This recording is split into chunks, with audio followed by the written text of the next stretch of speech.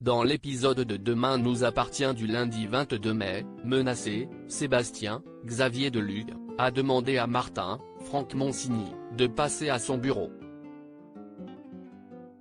Il soupçonne Vanessa Lehmann, Victoire d'Auxerre, d'avoir déposé la balle dans sa voiture, puisqu'on son procès s'ouvre la semaine prochaine. Martin décide donc de faire analyser la douille ainsi que le véhicule du procureur, sans succès. Surtout, ce dernier en profite pour lui balancer qu'il n'apprécie pas du tout qu'il fréquente sa fille. Il est convaincu que sortir avec un policier ne rendra pas Raphaël heureuse. Ospoon, la tenue prochaine du procès contre Vanessa remue Georges, Mayel et la Jaoui. Il se remémore la fois où elle l'a poignardé. Le policier est chamboulé, ce que comprend instantanément Mona, Catherine Benguigui. Une conversation qu'a écouté un homme au bout du bar. Il s'agit de l'avocat de Vanessa, qui lui rend ensuite visite au parloir. Il lui conseille de troquer son attitude arrogante pour un air désolé et repenti. Mais l'intéressée ne voit pas l'intérêt, puisqu'elle est convaincue de prendre la peine maximum. Son avocat lui promet que cela ne sera pas le cas. D'ailleurs, il a trouvé une personne qui pourrait faire pencher la balance en sa faveur devant les jurés, Georges. Bart, Hector Langevin, aussi est perturbé. Si est douloureux pour lui de se replonger dans cette histoire. Il a peur d'assister au procès mais doit témoigner. Surtout, il a promis aux enfants de Louise de les tenir au courant de ce qu'il s'y déroulera. Devant la porte du cabinet, Soraya, Kenza Saïbi-Couton, découvre avec stupéfaction une rose tigrée, la signature de Vanessa. De quoi l'inquiéter vivement, même si Raphaël, Jennifer Loret, tente de la rassurer, en lui affirmant qu'un admirateur de la tueuse essaie de leur faire peur. Sébastien reçoit d'ailleurs une vidéo anonyme par mail. Un individu dans la pénombre lui indique que la balle n'était qu'un avertissement. Et que le procureur va devoir faire ce qu'il lui demande sinon il s'en prendra à sa famille. En prison, Vanessa reçoit une lettre d'un mystérieux correspondant qui y a glissé des pétales de rose tigrée. S'agit-il d'un complice ou d'un simple admirateur? Pourquoi Raphaël a décidé de rompre avec Martin?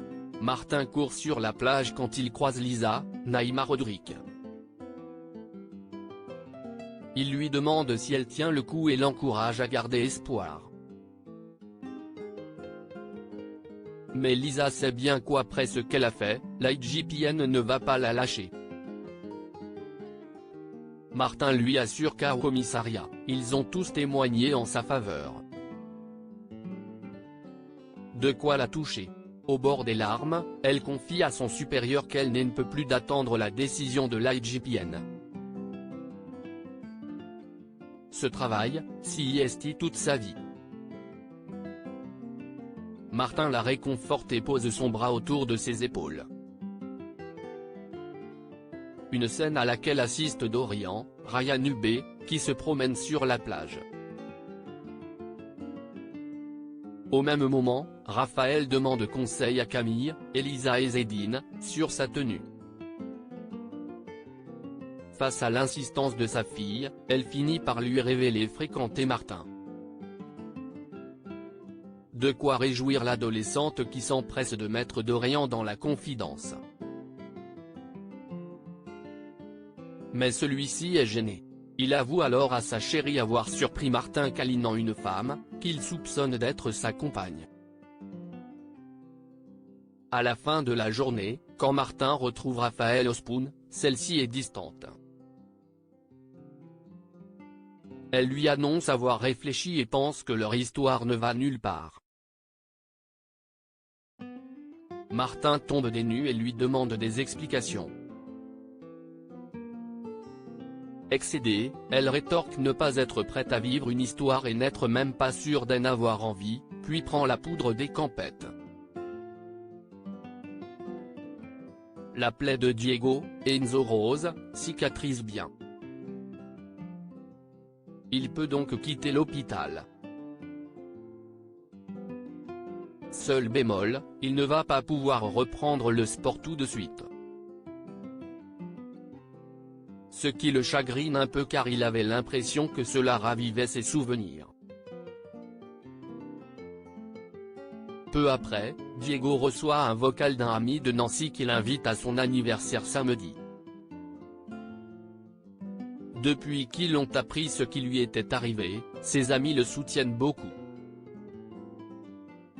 Et aller à cette soirée pourrait l'aider à retrouver la mémoire, comme pointe du doigt Chloé, Ingrid Chauvin, et Alexandre Brasseur.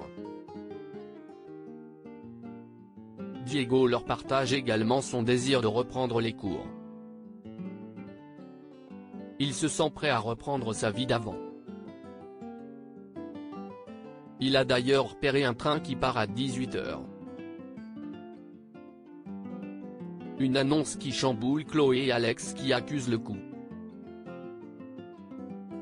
Au même moment, Stéphane, Arnaud Baillet, a demandé à Soraya de lui rendre visite, espérant qu'elle accepte d'assurer sa défense. Mais la jeune femme ne veut plus avoir affaire avec lui.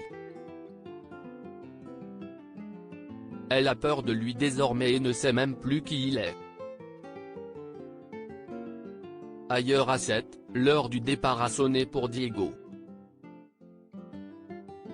Il fait ses au revoir à Judith puis Alex et Chloé l'accompagnent à la gare. L'émotion est palpable. Chloé rappelle au jeune homme qu'il pourra toujours revenir chez eux. Mais au moment de les quitter, Diego renonce.